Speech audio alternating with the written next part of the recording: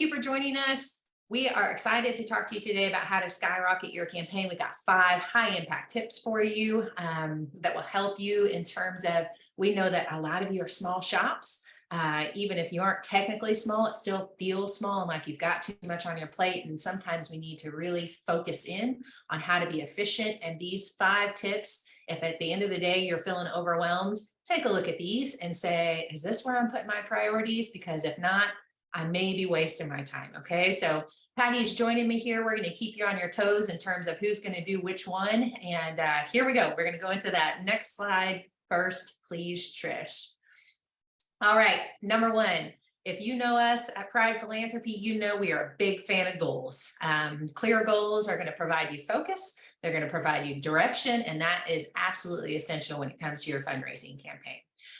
Really kind of a guiding light, right? They're helping you to stay on track, avoid getting lost in various activities that, like we said, can be taking time away from what your actual goal is, which is raising money. If you joined us at the Academy last week, we preached and preached and preached and preached that our goal is inevitably to raise money. So all of our goals should be going to support that, okay? So we want to establish clear purposes and ensure that every effort we have is aligned towards reaching our desired outcome, which is to raise money. So with these goals, we're going to talk through what the goal, or with these tips, we're going to talk through what the tip is. And then we're going to talk about how to implement it. And then we're going to talk about what our desired results are from that. So next slide, please, Trish, as we head into that. How do we clearly define goals? How do we implement that, Shauna? Okay, first and foremost, a feasibility study or an opportunity assessment helps you analyze what goals you can reach. Absolutely wonderful place to start. If you haven't done one in a while, consider doing one. If you're new to the game, consider doing one because they can clearly identify what goals you can achieve.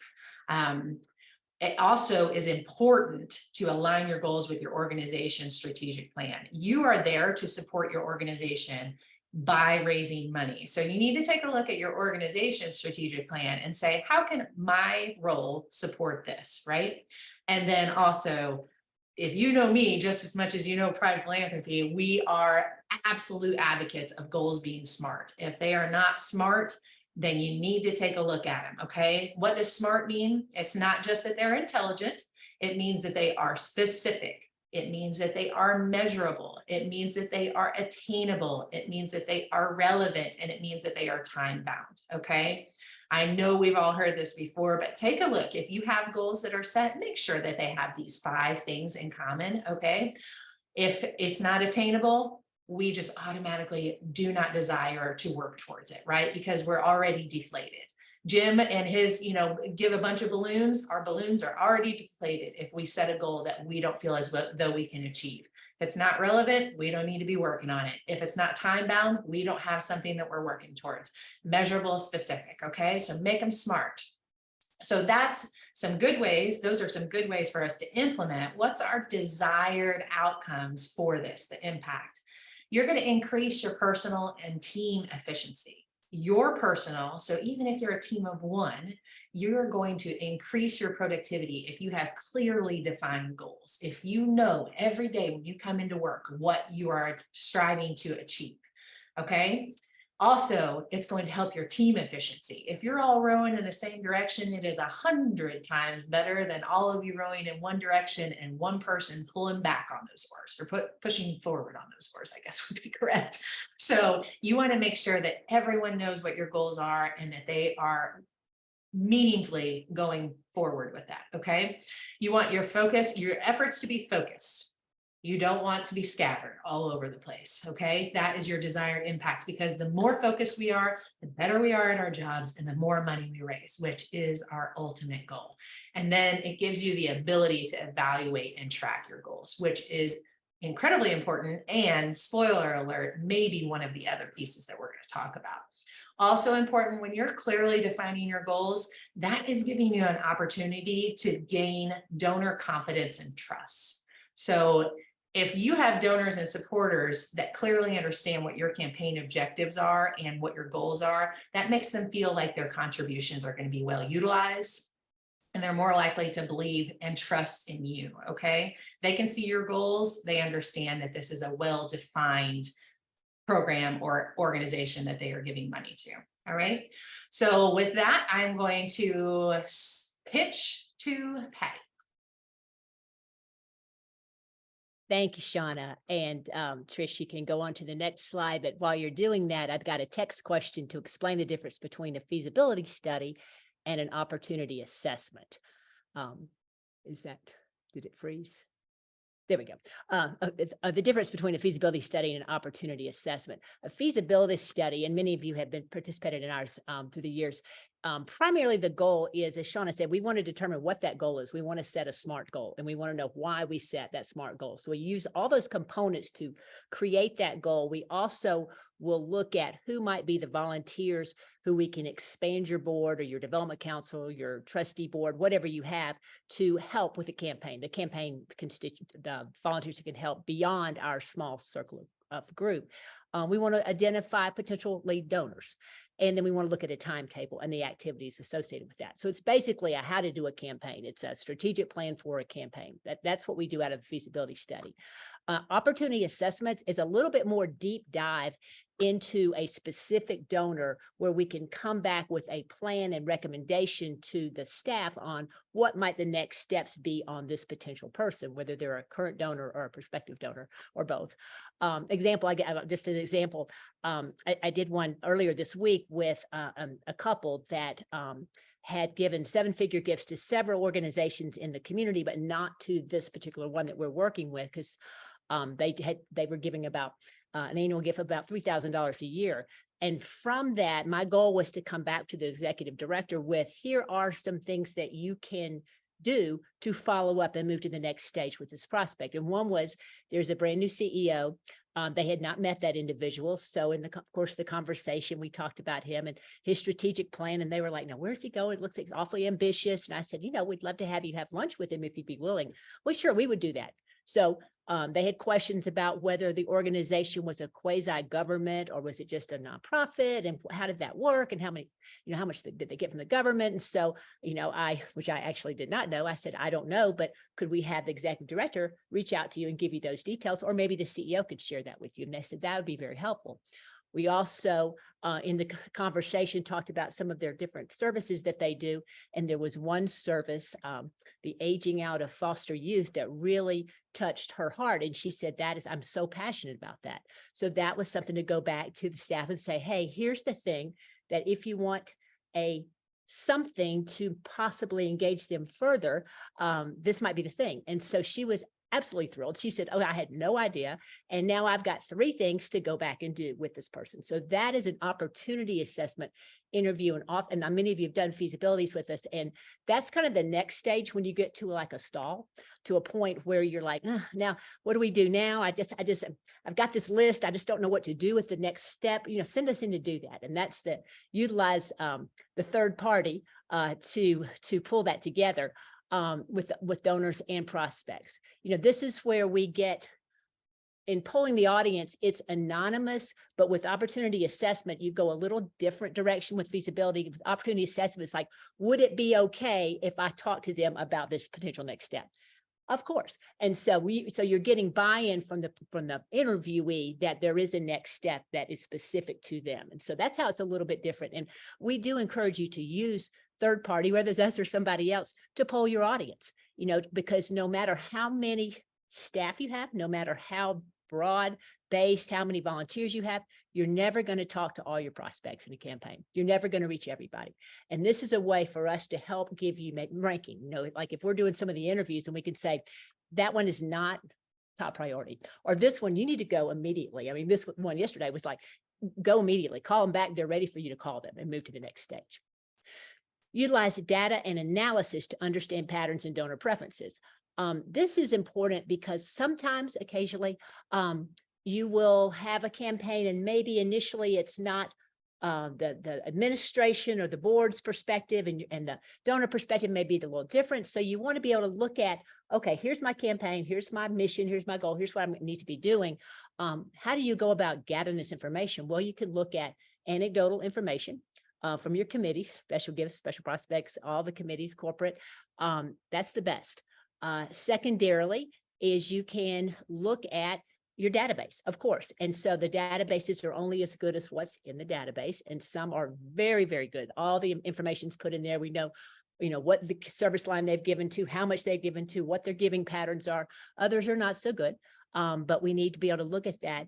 And then we need to be able to look at donor history as far as what we think might be the next stage. And that's when we move them to the appointment. Be educated as to the different motivations, generational wealth connections. The recent study from the Lilly School says that women now control 40% of the wealth in the country, and that by 2030, there will be a transfer of $30 trillion to women between now and the next 7 years, $30 trillion. So if you do not have a focus on women in your organization, you're going to be behind the game in the next 7 years. So, but that is just one, like, look at the generations, look at the women multi-generations, look at the family generations, look at their connections, and know your constituents, because in a campaign, you're looking at that top tier. In order to make your goal, you have to go special, signature, major corporate gifts. That's what you're looking at, and use all the tools at your disposal to do that. But keep in mind that we can help you do that, and that focus can be on women as well. And, not on some of the other programs that we tend to get pulled into different directions easily. Next slide, Trish. So the desired outcome, knowing your constituents allows you to develop the targeted, effective solicitations, which will increase your overall engagement and conversion rates. It's so important to be thinking about who are our top prospects. Always have your prospect list with you. Always know who are your top prospects at all times, and what are we doing to move them along that continuum. Are you using Pride to help? Are you using someone else to help? Or what are you doing as far as moving these people along the process? Because you can't reach everybody. You can't be everything for everybody in a campaign. Focus on those and know the ones that you're going to go talk to for the campaign. Excellent. Thank you, Patty. If anyone else would like to ask for Patty's advice later as to how to sign up to be part of that $30 trillion that is being transferred to women, we will have a session on that later. So tip number 3 is have giving club levels. This is something that we see in sophisticated programs, and we want for all of you to be sophisticated in terms of how you are gaining more donors, right? Giving club levels, they provide a structured framework, which helps us to recognize and appreciate our donors. And that means that they are feeling more engaged. It means that they feel like their contributions are valued, and it really helps us to foster a sense of belonging and pride among our donors. Okay, that motivates them to continue to give, really, right? So giving levels are very important in terms of setting aside time to establish giving levels and recognition. So we're going to talk about how to implement those now. Embracing your donor pyramid. So you want to make sure that you have giving levels at all levels of that pyramid, which we see in the back. You've got annual at the bottom, you've got special, you've got signature, you've got plan. You want to make sure that you have giving levels that people feel like they are part of something, right? So in each of those levels, you're going to take it to the next step, and you're going to make sure that you have recognition and stewardship of donors in those levels that is different than the others. Okay, so if I'm a part of the annual giving club, I'm still as valuable. I am still a donor, but I'm probably not getting the same recognition and same stewardship levels as someone who has left a multi-million-dollar gift who's at this signature gifts level. But I'm still part of a club, I'm still belonging, and I still feel as though I am relevant and needed within the organization. And what does that also help us to do? We want to develop inclusivity at each level. What does that mean? We want for them to feel like they're part of something. They have a tribe, whether or not it's this amount or that amount, they are set apart by their giving level. And that has some really great benefits that are on this next slide, where Trish is going to move us forward in terms of empowerment, right? What does it mean to be an empowered donor? It means that I'm going to keep giving my money. I see the impact. I see that I'm needed. I see that I am part of something. And what does that do? It leads to donor retention.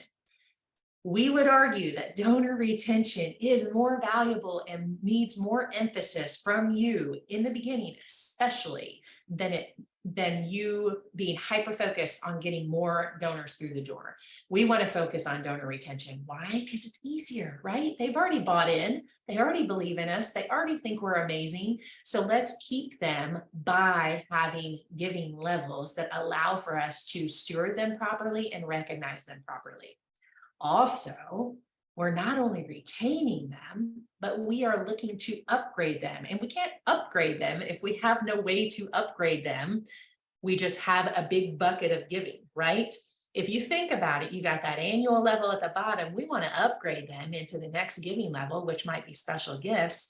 And then they get this whole new set of recognition. They get to be part of this club. Okay. So we're retaining them, but we're also looking to upgrade our donors. Real difficult to do if we do not have giving levels. Also, it gives us a greater diversity of donors. And what does that mean for our campaign overall? It means that we've got a strong pipeline, because when we're done with this campaign, I bet our bottom dollar that we are not done fundraising. So we are going to need a strong, healthy pipeline of donors, which means we have all giving levels. We are focused on all giving levels, and we are focused on increasing our donors and upgrading our donors. So having giving levels is absolutely one of the 5 things that you should be focused on to skyrocket your campaign. And I'm going to turn it over to Patty again. Great. Compelling campaign content. I'm going to start off by reading a couple of different messaging from a campaign, same campaign, 2 different messaging, and have you think about the differences, and then think about your own campaign content and where are you along this continuum. The first one is 4 flat tires, 1 cracked windshield, 3 missing car doors. It was where I spent 2 Christmas Eves. I lived from abandoned car to abandoned car, and from homeless shelter to homeless shelter with my mom throughout my teenage years. I promised myself I would get a degree when I grew up, have a family of my own, and own a real home. A hand up from XYZ nonprofit provided that track for me. I now have 4 perfect windows with no cracks and 4 matching doors. But now I call it my car, not my home. That's campaign content 1. The second one, same organization. XYZ nonprofit offers support services for over 800 families in our region every year. Through our efforts, people like Jennifer and her mom, Sarah, who were homeless throughout Jennifer's youth, now have safe housing and a higher quality of life. XYZ provides over 15,000 local families since our inception in 1998 a track for their success. Won't you help? All right, next slide, please, Trish. All right. Okay, I don't know the next slide. Here we go. So 2 very, very different messages. One, we don't really know exactly what they did. The second one, we don't know exactly what they did, but 2 very different messages. So as you are looking at your messages, look at different messages and think about what might resonate with people. Which one you like best? Is it more the story, the emotion? Is it more the facts? The second one talks more about the organization itself. The other one talks more about the person they helped. Neither right or wrong. Most people tend to lean towards the more emotional, but look at all of your different communications from your campaign and test those. We're going back to the previous, when you're talking to people, say, could you read this? Could you read this? What do you like? What do you like about each of them? What do you not like? What's compelling to you? We want to use all outlets of content that align with your communication plan. Emails is still where people like to get most of their information, and all our surveys, that tends to be the number one thing. But we want to look at print. We want to look at all the different ones that might align with the different generations. Each giving club, as Shauna said, should be flanked with pledge cards, brochures, recognition platforms. You can incorporate stories like the one about Jennifer in your pledge cards. You can have that. Here's the pledge card, on the back's the story. Just always have those stories out there. And remember that always, always, always, you cannot over recognize the donors. The more you recognize, and keeping in mind that the primary purpose of the recognition in the campaign is not to thank the donor, is to draw attention to your campaign so that other people can see the names, they can hear the stories of the donors and the stories of the prospects, and they can look into the overall picture and say, here are the people who are giving, here's what they're going to do, here's some people that they've helped. Recognize, recognize. Next slide, please, Trish. What is the desired impact of the campaign content? Well, obviously, we want to attract and engage our donor base. And that's why we want to test our messaging. Do you like the cracked windshield, or do you like that this is how many people we serve? Two very, very different approaches. And then you may have different approaches for different generations as well. So look at all those messaging and stay consistent, but keep in mind those stories. We always want to look at be as compelling as you possibly can. We know it positions you as the industry expert. I mean, it builds your brand of professionalism when you have very, very consistent messaging, but also very, very compelling message, and that you've tested it with all the generations. I would also test it with women versus men. Test that, take the time to do that and say, hey, could you read this? Like, you might like it, you read it, and you say, okay, this is good. I think this is pretty good, but test it to make sure you got the right thing out there, because that also allows for recognition and that continued stewardship, because you can send those stories back out to those prospects and back out to those donors over and over again and say, here's what we're doing. Here's the impact. Look at our campaign. This is what we're doing in our community. So it's not just about we're raising this much dollars and here's where we are as far as on the continuum of the goal. This is what we're doing. The donors don't care about the goal. They don't care about the timeline. What they care about is what their money's doing. And so that's that continued stewardship. Okay. Next slide. Trish. Excellent. Wonderful. So I think, so the fifth tip is to monitor and evaluate your goals.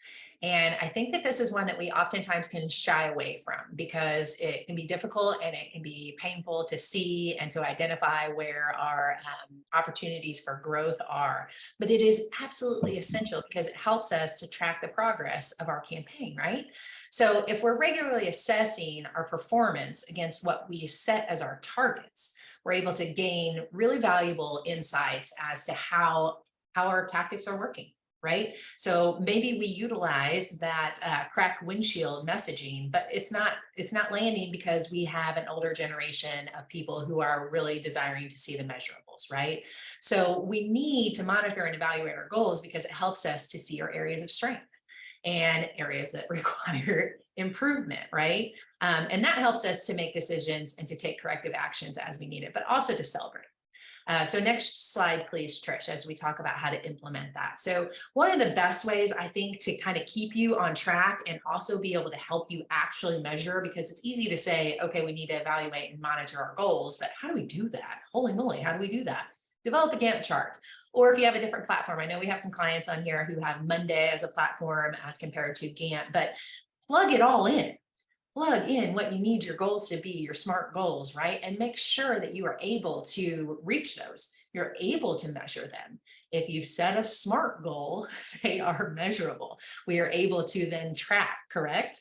So benchmarks, very, very important. Where did we start?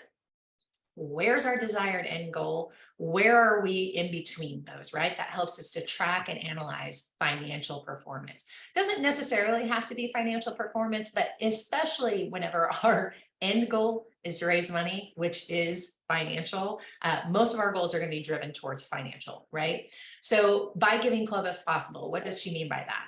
You're able to monitor and evaluate if you set goals, for example, for a planned giving club, that committee might say, hey, you know what we want our goal to be? We want our goal to be to get 23 new Planned Giving Society members during this year. Okay, so that is their goal. Is that measurable? Yeah, it's something that we can say, hey, listen, it's August 31st and we have one. How are we feeling there? What do we need to do? What can we adjust? Okay, so by Giving Club, that helps you to segment. I do not want to confuse the word segment with silo. It helps you to hyper-focus into different areas so that you are not losing any of your giving clubs along the way. Okay. And again, it helps to track and analyze output in timely evaluations. What does that mean, Shauna? That means if you have a Gantt chart, use it. If you need to monitor and evaluate your goals, do it. If it means that you are setting time on your calendar every last Friday of the month or every first Monday of the month to sit down and work through your Gantt charts as a team or individually, that you are sitting down and saying, this is where we're supposed to be. How are we doing? What you don't want to happen is you don't want to come up against your end of the fiscal year and say, ruh-roh, turns out we are not tracking to meet our goals. Now we want to sit down and deep dive. Too late, right? If we stay on top of it, it's not scary. If we stay on top of it, it is manageable. Okay. So we would really recommend that you're tracking and you're analyzing, doing that in timely evaluations. Okay. So what's the desired impact of that? Really, it's going to help you to maximize your effectiveness. In fundraising, we are generally speaking in terms of the 3 T's, which is time, talent, and treasure. And that means we're able to utilize those effectively. We are not all over the place. We are monitoring and evaluating, which helps us to be successful in that space. Improves our campaign ROI. What are we here for? To improve our campaign ROI, which is a byproduct of being effective. And it also helps us to pivot and adjust as needed. Okay, we're really successful in this space. We are slacking in this space. So we might divert some resources and plug it in here. We are stalled in our signature gifts. We need signature gifts. We've been spending too much time focused on annual giving. We need to pivot and we need to adjust and bring them here. So really by monitoring those goals, that helps us to enhance the overall effectiveness of our fundraising campaign. So 5 impact tips, we've given them to you. We're excited about that. As you can see, clearly defining your goals, make them smart. Please make them smart. If you need help with that, you can, once you get into the habit of it, it becomes way easier. So we encourage you to start that practice. Know your constituents. It makes your life easier. If you are trying to encourage a bunch of people to give and you are encouraging them in a way that does not connect with them, you're probably not going to be successful. So take the time to know your constituents. Have giving clubs so that you can recognize and you can highlight your organization on a more powerful way. Create compelling campaign content. I love that example that Patty gave. So powerful in terms of, I wonder which of us on this call, who connected with which piece, right? Monitor and evaluate your goals. What are these 5 things ultimately at the end of the day going to help you do? If you focus on these 5 things, going to help you raise more money. And that is what all of us are on this call for, is to further our missions, to grow our missions, to strengthen our missions through the power of philanthropy. So we essentially, everything that we are doing drives us towards raising more money. And these 5 tips are going to help you to do just that. Okay, do we have any questions for the group? Patty did an excellent job of answering the question about the opportunity assessment versus the feasibility study. Want to give you the opportunity to ask anything else that you might have. Just one further thing about the opportunity assessment. We have had clients who in the middle of the campaign where they feel like they may be neglecting their plan gift donors. And because we don't have time to do everything during a campaign, but we have had situations where we've done opportunity assessments for the planned gift living donors, and we have had some great success. Some of the times we think, well, that person is really maxed out. That was their last gift and they're done. Other times we say, executive director wanted me to come to talk to you a little bit about the campaign. I know that you've already made a planned gift. They're so appreciative, but they didn't want to leave you out of the loop. And sometimes I'm really interested in what you're doing right now. I would like to hear more about that. And so that is a great opportunity assessment tool, is if you feel like you haven't been able to cultivate your planned gift donors at the level that you were hoping to do that. So. Excellent. Thank you, Patty.